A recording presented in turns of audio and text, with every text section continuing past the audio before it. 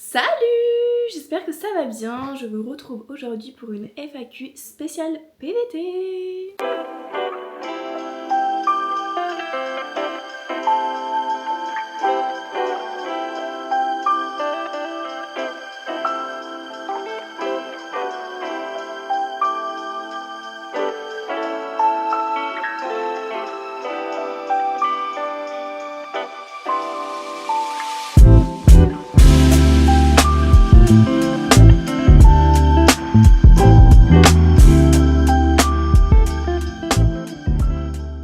Alors moi c'est Margot, j'ai 28 ans, ça fait maintenant, je suis dans ma deuxième année de PVT, donc je vais répondre un peu à toutes les questions qu'on pose souvent sur le PVT.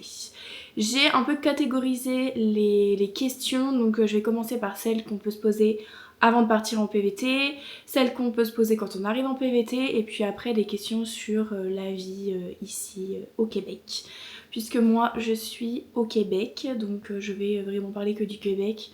Mes réponses vont peut-être s'appliquer aussi à d'autres PVT ou au reste du Canada, mais voilà, je précise, ici on est au Québec. Alors, première question. Pourquoi le PVT et pas un autre visa? Alors le PVT c'est vraiment un visa particulier. Tout le monde ne peut pas avoir ce visa là puisqu'il y a pas mal de critères à respecter, notamment au niveau de l'âge. Nous en fait on s'est décidé assez rapidement pour partir au Québec. On en a un peu parlé avec Emery, on s'est dit pourquoi pas tenter l'aventure. On s'inscrit au PVT, on voit si on est tiré au sort et puis on verra bien ce que l'avenir nous réserve. Donc en fait on n'a pas vraiment cherché d'autres visas pour venir ici. Mais vraiment il y a plein d'autres visas, il faut que vous renseignez, il faut aller voir sur le site du gouvernement du Canada. Mais moi je connais que le PVT ou le permis jeune professionnel et c'est dans la même catégorie, ça s'appelle l'expérience internationale canadienne je pense. Enfin, je le mettrai peut-être quelque part si je me suis trompée. Mais voilà pour le PVT. Est-ce que le PVT est difficile à obtenir? Alors c'est un tirage au sort le PVT, donc c'est toi et ta chance. Nous franchement on a eu de la chance parce qu'on a tous les deux fait une demande avec mon chéri et on a tous les deux été tirés la même année. Mais il y a j'ai entendu plusieurs histoires de couples qui voulaient venir ici en PVT, puis il y en avait qu'un qui était tiré au sort, ou vous n'êtes pas tiré au sort en même temps, et puis en fait quand t'es tiré au sort tu dois faire les demandes dans un délai imparti. Donc tu peux pas attendre que l'autre personne soit aussi tirée au sort, enfin c'est un peu une organisation à trouver, mais voilà, c'est toi et ta chance puisque c'est un tirage au sort. Ensuite, combien de temps ça prend entre la demande et le départ? Quel budget prévoir avant de partir? Tout ça, je vais pas y répondre ici parce que j'ai fait des vidéos dédiées sur un guide complet sur comment partir en PVT avec toutes les étapes à faire pour avoir le PVT quoi. Ou après quand vous avez votre lettre d'introduction très exactement. J'ai également fait une vidéo sur combien d'argent il vous faut pour venir en PVT ici. Donc toutes ces vidéos là je vous les mettrai à la fin comme ça vous pouvez les retrouver si vous avez envie de les regarder. Une autre question, est-ce que tu parlais bien anglais avant de partir? Ben moi j'ai fait une licence de langue étrangère appliquée anglais-allemand. Je dis pas que je parle bien anglais, franchement je parle pas du tout bien anglais. Mais je peux me débrouiller et moi je suis dans une ville à côté de Québec et franchement je n'ai quasiment jamais besoin d'utiliser l'anglais, je parle jamais anglais. Ça m'embête un peu parce que j'aurais bien voulu améliorer mon anglais mais pour l'instant je n'ai jamais trop l'utilité. Enfin ici tout le monde parle français et le français est vraiment mis en avant au Québec. Donc voilà, je pense que si tu vas à Montréal, t'as beaucoup plus l'occasion de parler en anglais, mais en tout cas quand t'es à Québec, t'en as pas... À Québec, quand je dis à Québec, c'est la ville de Québec, t'en as pas du tout besoin. Ok, on passe maintenant aux questions. Quand tu es arrivé au Québec, quelles sont les premières démarches à faire en arrivant au Québec? Donc ça pareil, j'ai fait une vidéo dessus, c'est le guide complet. Mais les 3 premiers trucs, c'est faire ton AS, prendre rendez-vous à la banque. Et le 3e truc, ce serait quoi? C'est tous les 2 trucs les plus importants, c'est ton AS et prendre un rendez-vous à la banque pour avoir un compte bancaire. Ok, est-ce que c'est stressant les premières semaines? Oui. extrêmement stressant. Franchement, moi j'étais tellement stressée parce qu'il fallait qu'on trouve un travail. On avait déjà trouvé notre logement avant de partir, mais on n'avait pas trouvé de travail, donc il fallait qu'on trouve un travail. On avait des petites économies pour vivre le temps qu'on cherchait un travail. Mais voilà, plus vite tu trouves un travail, plus vite t'es plus à l'aise financièrement, quoi. Donc c'était un peu stressant. Mais finalement, ensuite on a trouvé un travail, tout s'est bien passé, donc je pense qu'il faut passer par là. Et en plus tout est nouveau, tu dois aménager ton appartement, tu dois tout recommencer à zéro, tu connais rien, tu connais personne, donc oui, c'est un peu stressant quand même. Moi franchement ça s'est super bien passé parce que j'étais avec Emery et on était tous les deux contre le reste du monde. Ensuite, est-ce facile de trouver un logement? Ben ça, je parle encore une fois uniquement de mon expérience. Nous, on a trouvé notre logement depuis la France. On a fait une visite en FaceTime, genre. On avait un peu peur que le logement n'existe pas. Finalement, le logement existait et tout s'est bien passé. C'est juste que le loyer était vraiment très cher par rapport à d'autres loyers qu'on aurait pu trouver peut-être sur place. Donc voilà. Bon, après, c'était vraiment sympa parce qu'on a atterri le 24 octobre ici. Et le 25 octobre, on avait les clés de l'appartement et hop, on emménageait. Donc ça, c'était vraiment cool parce qu'on arrive direct et puis on est déjà chez nous. Donc ça, c'était vraiment apprécié. Est-ce que tu conseilles d'arriver seule ou à deux? Ben, j'ai pas testé toute seule, mais franchement, toute seule, j'aurais pas pu faire tout ce qu'on a fait. Ou alors, j'aurais peut-être pu, j'en sais rien. Je dis que j'aurais pas pu, mais... Franchement, je suis vraiment contente d'être arrivée avec Emery parce que à deux, on va plus loin, quoi. À deux, on est plus fort. Ensuite, Montréal ou une autre ville, comment choisir? Ben, nous, en fait, on a eu la chance de partir une semaine au Québec. Avant notre PVT. Et du coup... Ah, voilà mon petit chat Jean-Michel. Toujours un truc à dire quand je fais une vidéo, c'est très drôle. Tu veux parler de quoi? Tu veux parler de Montréal? T'as quelque chose à dire sur Montréal, ma vie? Tu fais tes griffes sur le canapé, d'accord. Je disais que nous, on a eu la chance de faire un petit road trip avant de partir en PVT dans plusieurs villes. Et donc du coup, on avait déjà un peu une idée de la vibe des villes. On avait fait Montréal, Québec, Trois-Rivières, Mont-Tremblant, Magog. En fait, on avait un peu une mauvaise impression sur Montréal. On n'avait pas trop aimé Montréal.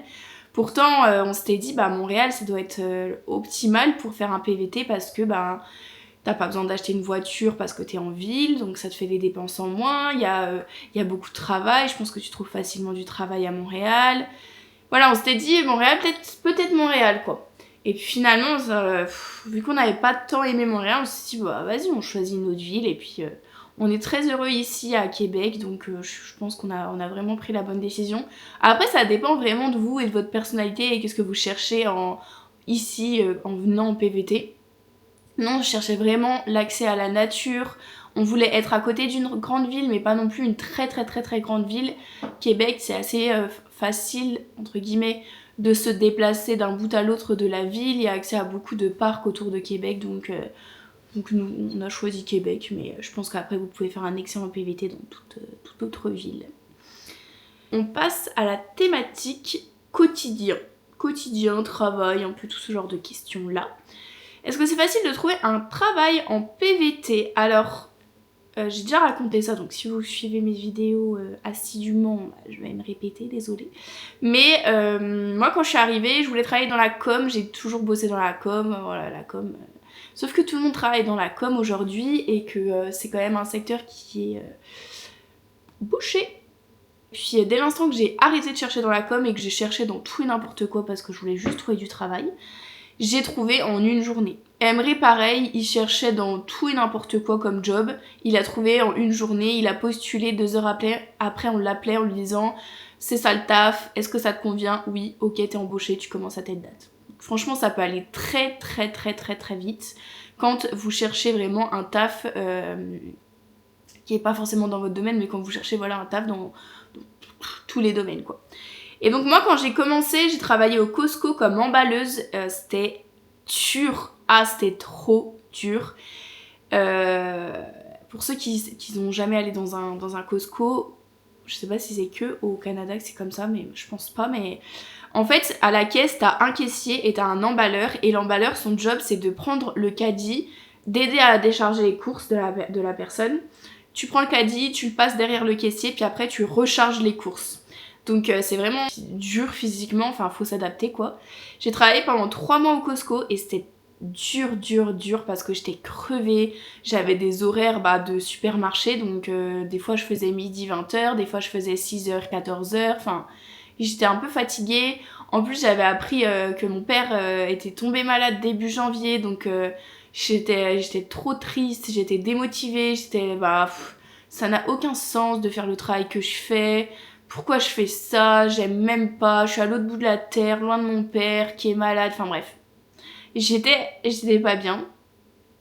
Et ensuite j'ai trouvé un autre travail chez Desjardins et là je travaille dans les assurances. C'est encore une fois pas mon domaine, mais ça se passe vraiment très bien, c'est une très très belle entreprise Desjardins, je suis très contente d'avoir trouvé ce job et j'y trouve beaucoup plus de sens à ce que je fais que quand j'étais au Costco, donc voilà. Et pareil chez Desjardins, ça s'est vraiment bien passé l'embauche, c'était assez vite, enfin, on a fait un entretien, ensuite j'étais en formation pendant 6 semaines, enfin c'était super, franchement c'était vraiment top, donc je trouve que vous pouvez trouver du travail assez facilement je pense. Le monde du travail est-il très différent de la France? Mais extrêmement différent, vraiment, c'est pas du tout pareil ici. C'est vraiment, il y a quand même une énorme, enfin la bienveillance est vraiment au centre. Enfin j'ai l'impression, en tout cas moi j'ai fait que 2 entreprises ici, donc je peux pas non plus parler au nom de toutes les entreprises, mais voilà, c'est ma façon de voir les choses, mais en tout cas dans les 2 jobs que j'ai eu, ça s'est toujours super bien passé, des gens vraiment bienveillants, à l'écoute. Si t'as le moindre problème, tu peux parler ouvertement avec ton gestionnaire. Enfin, je trouve que c'est vraiment complètement différent de la France.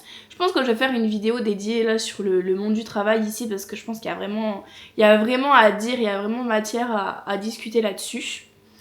Ensuite, peut-on bien vivre financièrement en PVT? En fait, pas vraiment de rapport avec le PVT, c'est juste que tu gagnes ta vie, tu peux bien vivre. Enfin, moi je trouve qu'ici ma qualité de vie elle a vraiment augmenté parce que en France par exemple avec le même salaire je pouvais pas m'offrir un appartement comme on a eu le premier appart ou l'appartement qu'on a là maintenant. C'est vraiment des beaux appartements je trouve.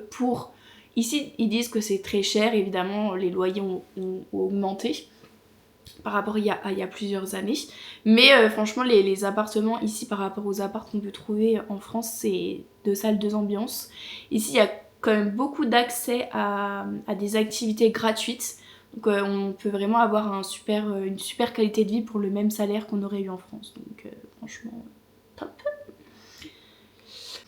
Ok, on passe à une nouvelle catégorie de questions qui est la vie d'expatrié, enfin ce genre les questions un peu sur l'expatriation, l'immigration, on est expatrié, on est immigré. Moi je dis toujours on est immigré, enfin...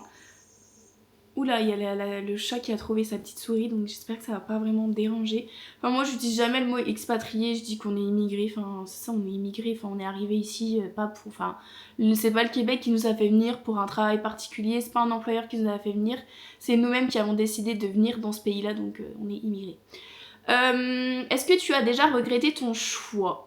Comme je vous le disais, en début d'année 2025, on a diagnostiqué à mon papa la SLA, donc la sclérose latérale amyotropique. C'est une maladie de merde, clairement c'est une maladie de merde. Mon père voulait pas trop me le dire au début parce qu'il avait peur que je rentre, mais même mon chéri m'a dit on rentre si tu veux. Enfin, je me suis dit c'était difficile en fait d'être loin de ma famille dans ces moments-là. J'ai jamais regretté d'être partie en PVT ici au Québec. Mais je vous cache pas que c'était assez difficile d'être loin de ma famille à ce moment-là. Mais vous savez, il faut qu'on vive notre vie et oui, mon père est malade, mais ce dont lui il a envie, c'est que je vive ma vie, que je sois heureuse et que je réalise mes rêves. Donc je vais réaliser mes rêves pour mon père, youhou. Non mais vraiment, c'est pas facile, au quotidien, mais bon, on a des hauts et des bas, et puis voilà, c'est comme ça. Enfin, j'ai des hauts et des bas, et puis voilà, c'est comme ça. Est-ce que la solitude est présente? Franchement, non. à aucun moment je me suis sentie seule ici. Parce que déjà je suis avec Emery, donc je suis pas seule. Et ensuite parce qu'on fait là depuis 1 an, enfin depuis qu'on est arrivé, on fait tout le temps des dingueries, on fait des activités de fou, on profite à fond de chaque moment où on peut profiter. Donc vraiment à aucun moment je me suis dit ah c'est nul ici, je m'ennuie. Jamais je me suis ennuyée. Je regrette mais à 0%, jamais de la vie. Qu'est-ce qui a été le plus difficile au début? Ben, je pense que au tout début, quand je savais pas que mon père était malade, parce que ça c'était vraiment le truc le plus difficile. Mais avant que je sache qu'il était malade, on avait eu un coup dur au niveau financier, où on avait dû dépenser plus que ce qu'on avait prévu, parce que bah y est arrivé des problèmes avec la voiture, donc on a dû dépenser que ce n'était pas prévu. On commençait tout juste à gagner de l'argent parce que on avait commencé notre job. Et là c'était un peu difficile, et puis moi je suis un peu du style à avoir mal au ventre quand je stresse, donc j'avais souvent mal au ventre et tout, je chouinais un peu.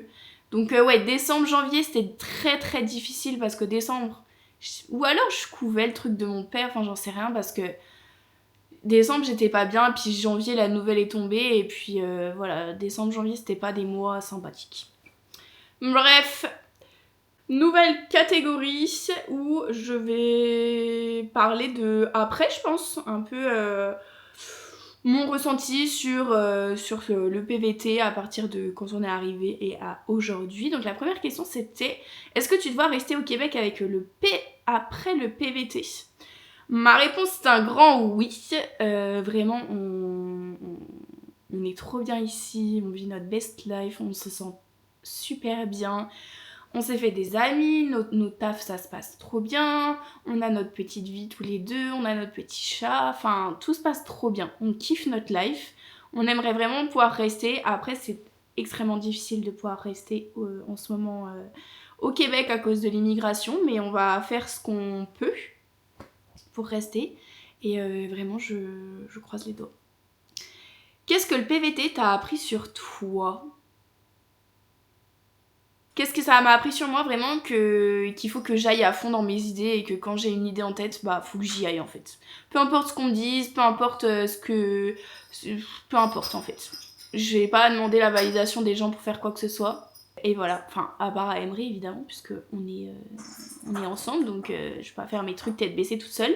Mais voilà, j'attends pas la validation de quelqu'un d'autre qu'Emery pour valider quoi que ce soit. Si j'ai envie de faire quelque chose, je le fais. Si j'ai envie de partir à l'autre bout de la terre, je le fais. Et puis voilà, ça s'est super bien passé. J'avais quand même beaucoup de doutes avant de partir. Est-ce que ça va bien se passer? Est-ce qu'on va être heureux là-bas? Et ça se passe super bien. Donc quand vous avez un rêve, quand vous avez une idée, bah donnez-vous les moyens d'y arriver. Travaillez dur pour y arriver, et puis ça va bien se passer. Hein. Dernière question.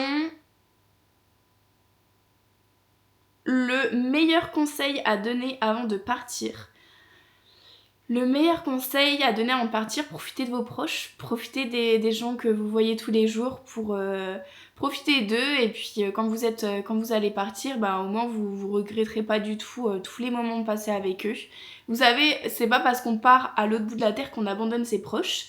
On est toujours là. Je sais qu'il y a certaines relations qui se sont arrêtées depuis que je suis arrivée au Canada. C'est comme ça, c'est la vie, vous savez, on peut pas forcer les choses, et puis parfois dans certaines relations on a besoin de prendre des chemins différents. Mais à côté de ça, j'ai des relations qui se sont amplifiées. C'est ça le plus important dans la vie en fait. Enfin, profitez de ses proches tant que vous le pouvez. Et voilà, ce serait ça mon conseil. Bon, c'est tout pour moi pour cette FAQ. J'espère que j'aurai aidé certaines personnes. Si vous avez d'autres questions sur d'autres thématiques, je sais pas, vous avez des questions, mettez-les en commentaire. Je ferai peut-être une autre FAQ s'il y a des questions. En attendant, si vous voulez suivre notre quotidien au Québec, je poste une vidéo de vlog toutes les semaines. Donc n'hésitez pas à vous abonner. Je vous dis à très vite. Bye bye!